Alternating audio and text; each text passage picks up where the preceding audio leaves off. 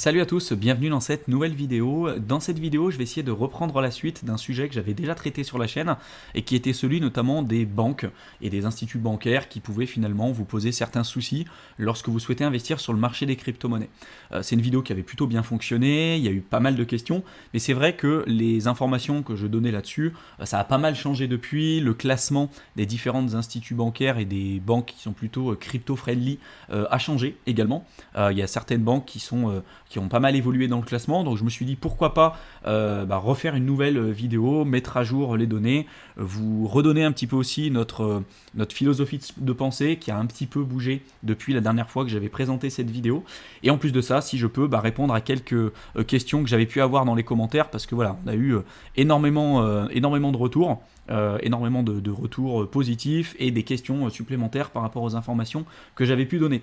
Donc je vous mettrai, pour tous ceux qui voudront en savoir plus là-dessus et regarder la précédente vidéo, je vous mettrai le lien de cette vidéo dans la description de la vidéo, vous pourrez aller voir, et sinon je vais simplement remettre à jour tout ça et essayer de voir ensemble les banques qui pourraient être un peu plus crypto-friendly et celles que vous pourriez être amené à utiliser si jamais vous décidez d'investir régulièrement sur le marché des crypto-monnaies, parce qu'il y en a certaines qui sont quand même très compliquées.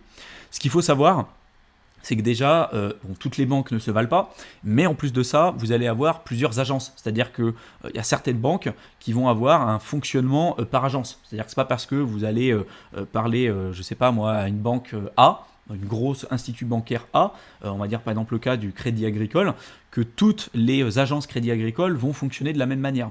Peut-être qu'il va y avoir des directives, et peut-être que la directive de base, ça va être les crypto-monnaies, ça ne nous intéresse pas, mais je sais que par exemple pour le cas de l'immobilier, si jamais il y a une agence qui va vous dire non, elle va avoir peut-être un certain fonctionnement, une certaine manière de calculer peut-être votre taux d'endettement, etc. Et ça va pas forcément être le cas sur d'autres instituts bancaires, sur d'autres agences bancaires.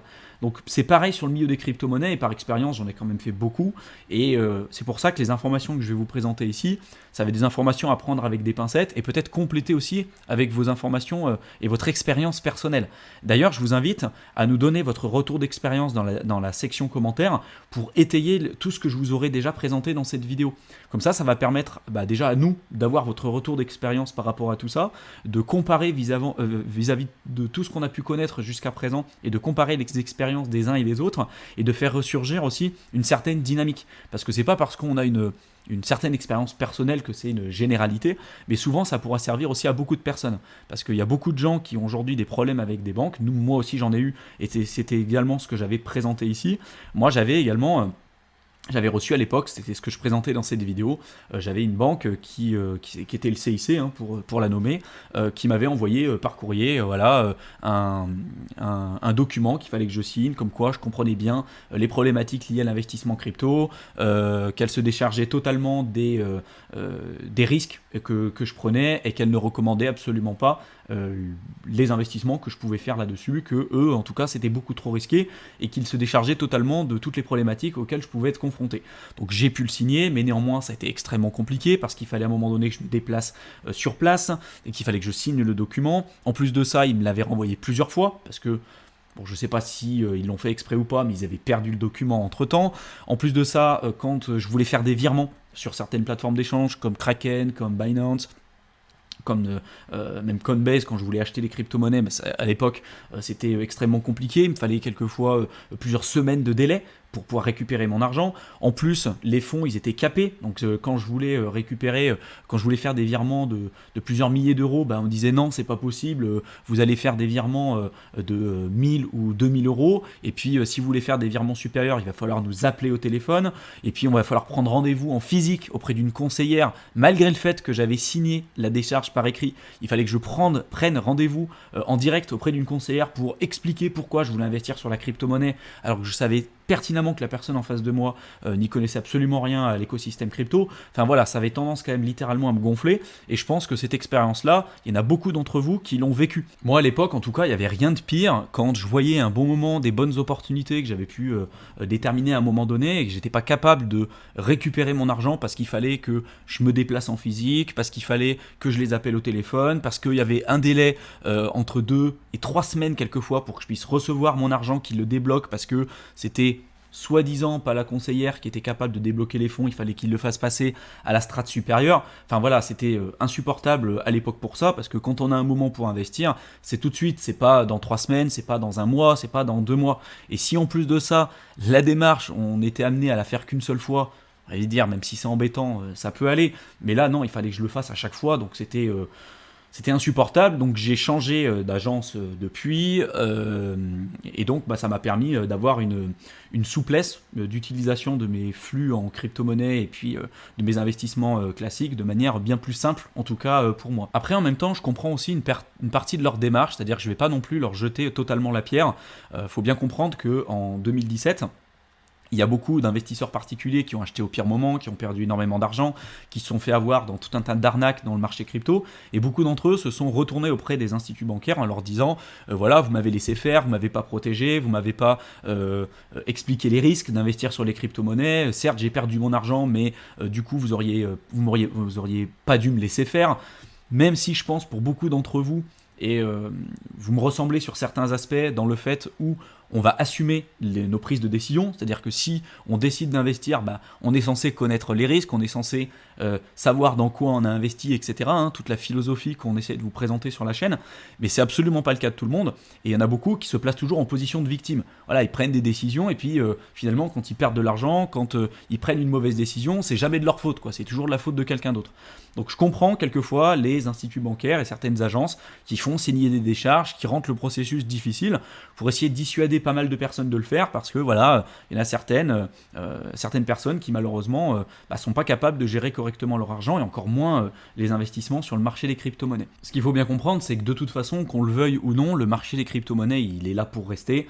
Il va être amené aussi à évoluer, à se développer, à avoir de plus en plus de personnes qui vont s'y intéresser, il y aura de plus en plus de capitaux qui vont être investis dans ce nouvel écosystème, et donc qu'on le veuille ou non, voilà, les crypto-monnaies, elles seront là pour rester et pour perdurer. Donc après, il y a des banques qui vont refuser l'évolution, qui vont refuser l'adoption de ces nouvelles technologies, et moi aujourd'hui c'est ce que j'appelle des banques dinosaures qui seront amenées mathématiquement à disparaître. De l'autre côté, il y aura des banques, et on le voit déjà aujourd'hui surtout de la part des néobanques, qui voient les crypto-monnaies comme étant un moyen peut-être de proposer des services différents de ce qui existe aujourd'hui, de voir un moyen de prendre des parts de marché, de développer leurs bénéfices, leur chiffre d'affaires, peu importe, qui voient que les crypto-monnaies sont là pour rester, et du coup, vu qu'on ne peut pas forcément se battre contre les nuages ou se battre contre Internet, voilà, Internet, à l'époque, beaucoup pensaient que ça n'allait pas perdurer, et on voit que les entreprises et les business qui ont les mieux perduré, ce sont ceux qui ont pris le chemin en marche, qui ont décidé d'adopter et d'embrasser Internet directement pour développer leurs entreprises, développer leur chiffre d'affaires, développer peut-être d'autres produits ou d'autres services. Enfin voilà, et moi je vois exactement la même chose aujourd'hui avec la part des instituts bancaires, avec les crypto-monnaies. Et malheureusement, on le verra, il y en aura certaines qui seront amenées à disparaître parce qu'elles n'arriveront pas à prendre le chemin en route, malheureusement.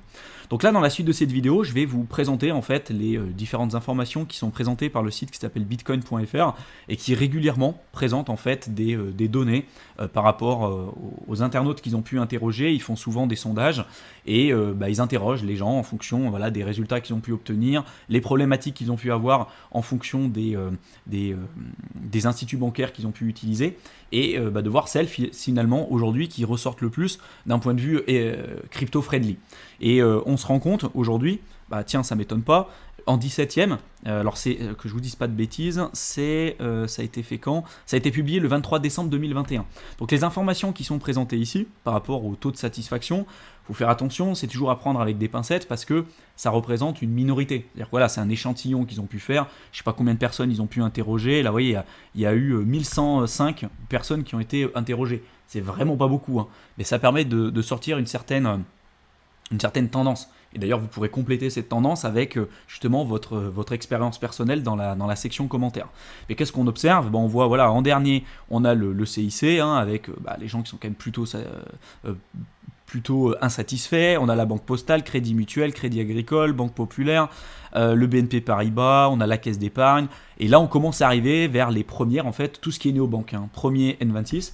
À titre personnel, aujourd'hui, j'utilise plutôt N26 pour tout ce qui est investissement crypto parce que c'est très très simple, on n'a aucun blocage et si jamais il y a le moindre souci, ils sont hyper réactifs. Moi, j'ai jamais eu de soucis en fait pour l'instant avec eux. Donc N26 et Boursorama, j'ai eu aucun problème. Donc si aujourd'hui vous recherchez des banques en tout cas pour vous permettre de faire des transactions crypto, toujours dans la légalité, hein, ça je le précise, mais notamment d'envoyer des fonds sur Kraken, Binance ou peu importe, Boursorama et N26 sont très très bien. Moi aujourd'hui j'ai jamais eu aucun problème dessus. En tout cas on se rend compte que Fortuneo, Revolut, ING Direct, Boursorama, il y a Société Générale, vous voyez je mens un peu parce que Société Générale là en tout cas ça ressort de manière plutôt positive, et c'est pas forcément une néobanque. Après, soyez vigilants si jamais par exemple vous décidez d'ouvrir un compte N26, le siège social d'N26 il est en Allemagne, donc du coup vous allez être obligé d'ouvrir un dossier, ce qu'on appelle le CERFA 3916, notamment en France, pour déclarer des comptes ouverts à l'étranger. Voilà, faut le savoir. C'est pas le cas de toutes les banques, notamment celles qui sont vraiment physiquement présentes en France, mais ceux qui vont avoir un siège social à l'étranger, voilà, vous êtes obligé de déclarer vos comptes à l'étranger, sinon vous pouvez avoir des problématiques au niveau de l'administration fiscale. Et donc pour le cas de N26, en l'occurrence, qui a un siège social en Allemagne, vous serez obligé d'utiliser et de compléter, on va dire, le dossier CERFA 3916, si je ne me trompe pas.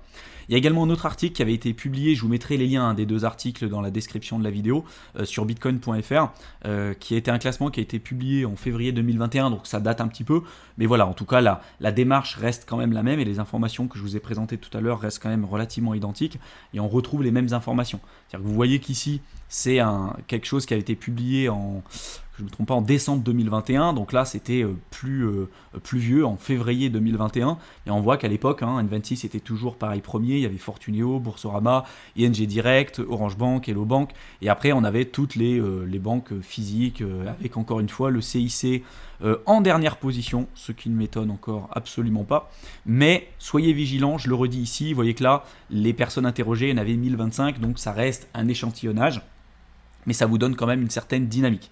Donc moi, si je devais faire des préconisations aujourd'hui aux personnes qui souhaitent aujourd'hui investir sur le marché des crypto-monnaies, essayez de comprendre peut-être les problématiques de certains instituts bancaires, parce que souvent ils le font peut-être pas non plus pour votre mal, souvent ils essayent aussi de vous protéger, mais si jamais vous voulez avoir une certaine fluidité dans vos différentes transactions, pour pouvoir bouger vos cryptos comme vous voulez, et puis voilà, faire un peu ce que vous souhaitez, parce que finalement ça reste votre argent, et quelquefois on se pose la question, avec certaines banques, on se demande si c'est plus leur argent que le nôtre. Voilà.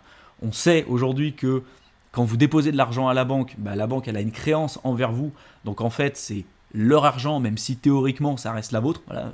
Matériellement c'est de l'argent qui est chez eux, donc ils font un peu ce qu'ils veulent avec votre argent, mais c'est vrai que c'est assez on va dire assez usant quand vous devez vous battre finalement pour faire une transaction, et quand vous prend des fois pour un criminel alors que vous voulez juste envoyer 2000 balles sur Kraken, quoi. Enfin moi en tout cas ça a toujours tendance à vraiment me gonfler. Donc si aujourd'hui vous voulez gagner en simplicité, gagner en mouvement aussi par rapport à vos flux de capitaux, je vous invite à plutôt passer sur des néobanques, et notamment type Boursorama ou N26, où ça fonctionne relativement bien. Je vous invite à compléter du coup cette vidéo, ce que je viens de vous évoquer, avec votre ressenti et votre expérience personnelle dans la section commentaires. Je pense que ça pourra aider beaucoup de personnes, et notamment toutes celles qui regarderont cette vidéo et qui pourront en apprendre beaucoup plus. Forcément, si tout le monde met son expérience personnelle dessus, et si on est 100, 200, 300 à le faire, on en saura beaucoup plus, et on pourra compléter les informations que j'ai pu vous présenter dans cette vidéo. Donc vraiment, n'hésitez pas. Je vous mets également dans la description de la vidéo le lien vers notre guide qui est offert pour vous aider à faire vos premiers pas efficacement dans le secteur des crypto-monnaies, avec toutes les étapes à avoir en tête, les erreurs à éviter, etc. Donc n'hésitez pas à le télécharger, c'est offert. Le lien est dans la description de la vidéo. Vous rentrez votre adresse mail et on vous envoie ça en quelques minutes seulement dans votre boîte de réception. Je vous souhaite une excellente fin de soirée à tous, et je vous retrouve dans une prochaine vidéo. À bientôt.